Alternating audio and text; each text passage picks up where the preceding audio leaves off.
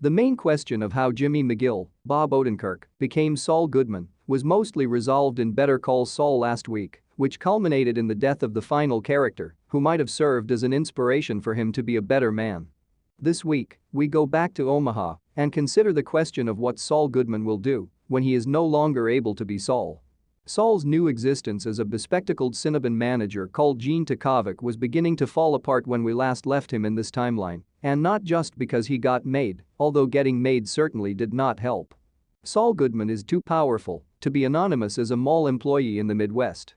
It can't hold him in, it is insufficient.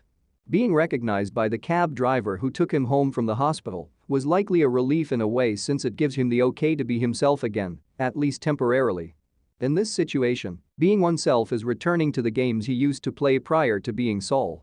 The elaborate shoplifting heist he pulls off with Jeff the cab driver feels decidedly pre-Saul, a throwback to the slip-bin Jimmy era, similar to the intricate scheme that led to Howard Hamlin's humiliation. He catches Jeffy off guard by charming his mother Marion, a perfectly cast Carol Burnett, then uses the moment to ensnare Jeffy and his friend in the heist and, indirectly, death. It's not just the hoax, though, it's also who Saul gets to be while participating in it. He is alive once more right now, and for the first time in a very long time. The swindle itself is stunning. Imagine Ocean's 11 taking place in a penny. It's a small-scale theft with extremely high emotional stakes. The setup is presented in a split-screen montage that lasts for several glorious minutes and is set to the jazz song Jim on the Move by Argentinian composer Lalo Schifrin. This can't be a coincidence, can it?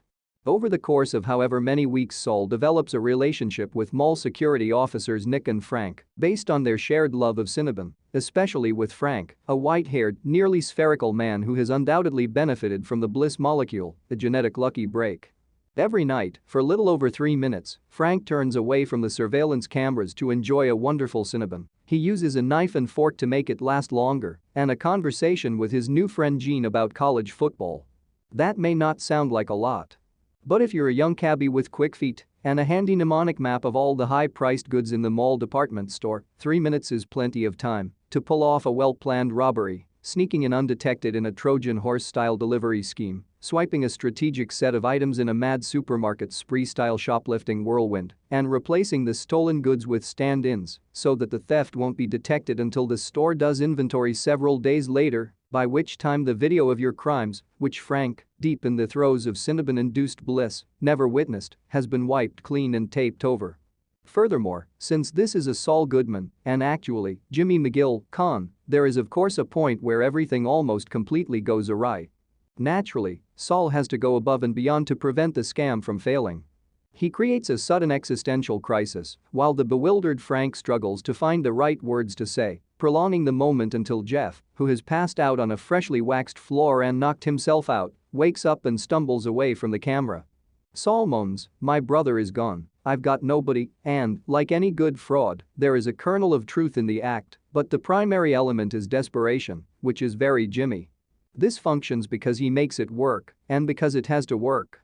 In the end, the heist and the setup for mutually assured destruction if Jeff and his friend ever try to inform the authorities about Saul both succeed.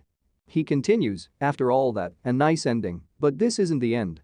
There are still a few episodes left, and there is no assurance that Saul Goodman's story will have a happy ending. The question of what happens next remains unanswered even as we watch him hang a showy shirt and tie ensemble back on the rack in the department store, perhaps a symbol for the persona he momentarily tried back on, but can't afford to do so again. And then there's Marion, who is probably still perplexed as to how a man who was so devastated by the loss of his peck and G's could forget the name of the dog just a few weeks later.